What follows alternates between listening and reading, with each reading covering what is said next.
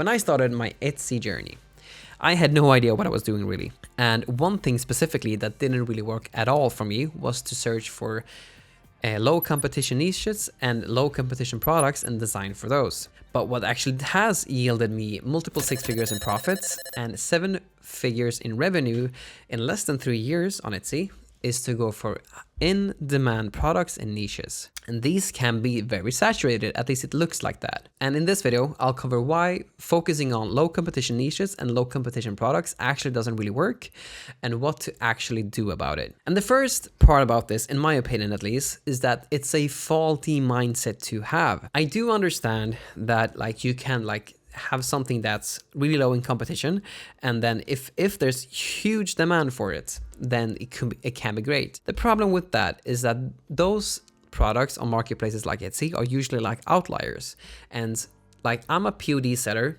in Sweden. I can mainly basically some people have warehouses and stuff and do stuff in-house. They import blank products from China, print it all in-house and ships it out to the customer. And you do that all domestically within the US. Since I live abroad from the US, I live in Sweden, I can't do that stuff. I have to rely on what Printify has, because Printify is the main print provider that I've used. So I have to rely on what they have, just like many of us do. And the only way to actually make it work then is to focus what's actually high in demand. Generally with low competition products that are usually usually at least on Printify. If there's low competition, there's also usually really low demand for them too. I've tried that strategy myself, searching up low competition niches and just adding my stuff into that. It hasn't at least worked for me. It's just easier to provide value to something within a niche that's high in demand and grow that, instead of just having to focus on a lot of low competition niches. One thing that really entails focusing on low competition niches is that you have to be in so many of them. So when I started, for instance, I did 500 listings a month. And I tried out so many different niches, and a lot of them was low competition niches with some kind of volume to them according to different search engines like Everbee. And the problem with that was that you had to be in so many niches to actually make it work, which means that you also have to list so many listings each and every day to actually make it work. But apart from that, if you want to scale the shop itself, it's really hard to do that because there's not that many people searching for the specific niches. The only way that you could really scale that kind of thing is that you have to be in more niches, which means that you have to put more time into it. And that's not really the way that I want to scale. I wanted to have something that you don't have to put more time, so much more listings and more time into, and just get some sales here and there. I'd rather focus on things that's really in demand, make a really great design based on research, set myself apart through that specific design. And then to fast track scaling, you can just use ads. But the main thing to take away when it comes to having low competition niches is that you have to be in so many different ones to actually make up for the low demand. So you have to, because you can only get one sale here, one sale here, one sale here, one sale here, and together they can make a really good whole. But the problem with that is that there's just so little demand, so you have to list a lot of listings. And if the demand dies for one, it's okay because you have a lot more, but you still have to list a lot to make up for the low demand. And an important thing to take away too is that if there's high demand for a new product and you're the first one to put up a listing with a new product, then you have something called first mover advantage.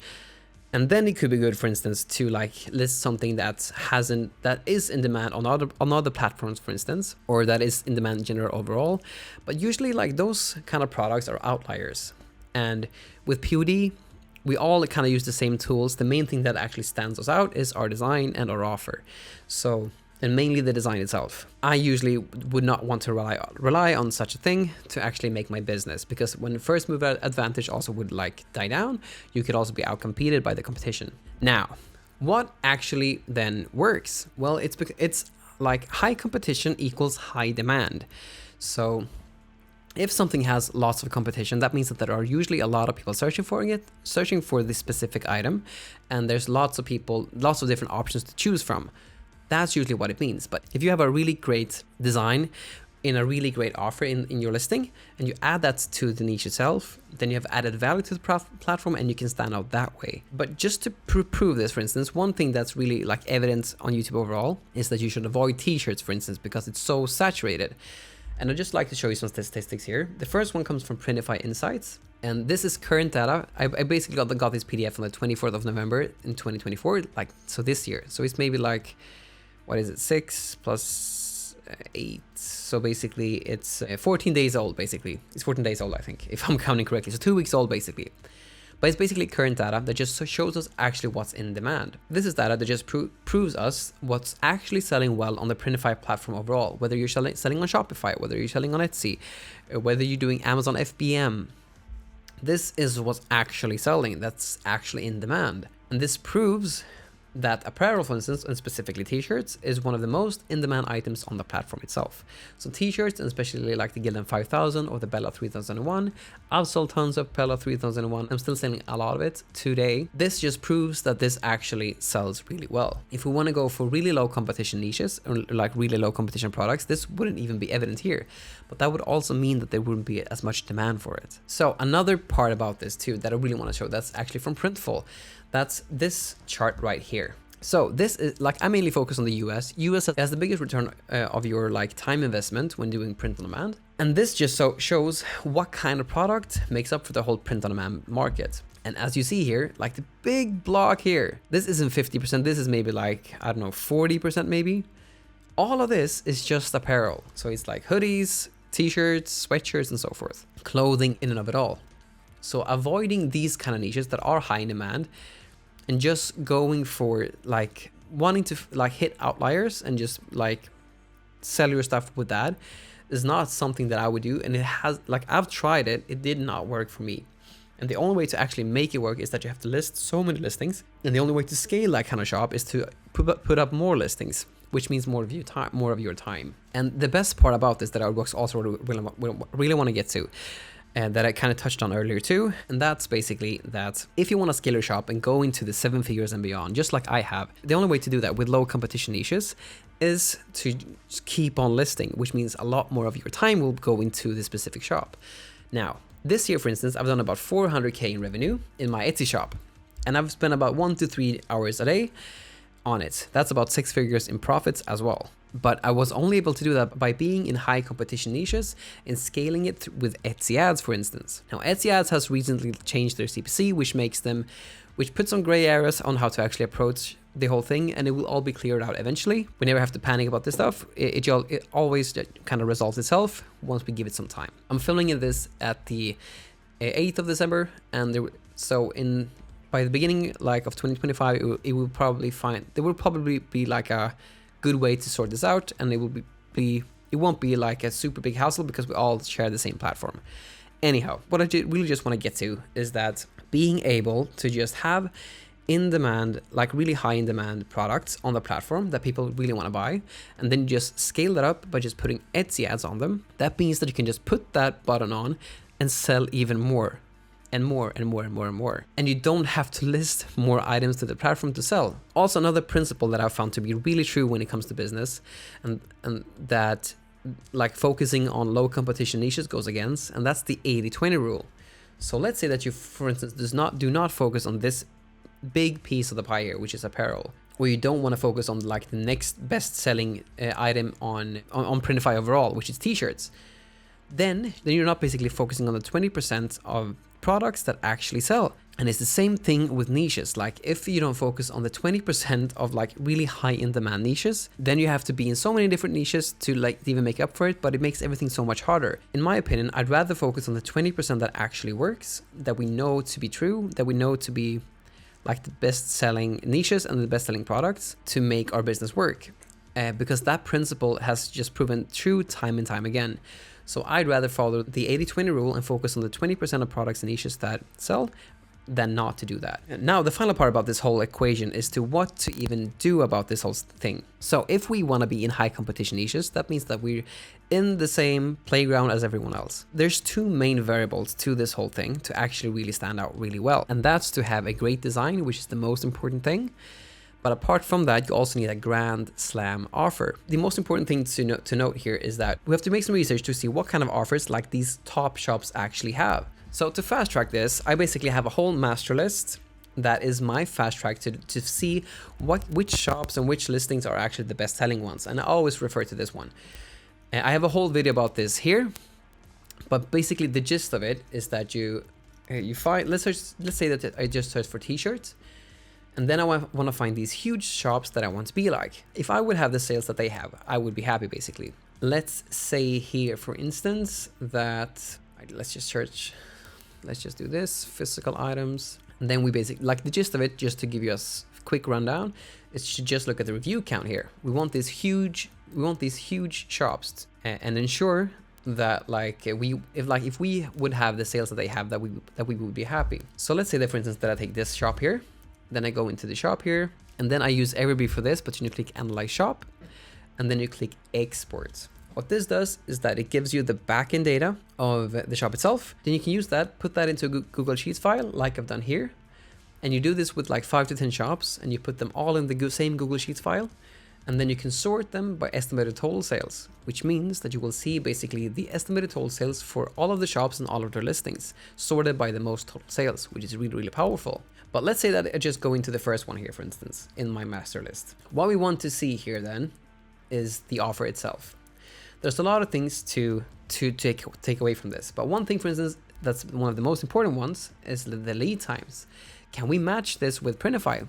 We have to know that everyone is not using Printify, but do we have does our lead times can we match this with Printify itself? That's one thing. Can we match like returns and exchanges? Like these are not offering returns and exchanges. Okay, that's really interesting. These ones use free shipping. And how many like color variations do we have? What type of shirts are they offering in this specific listing?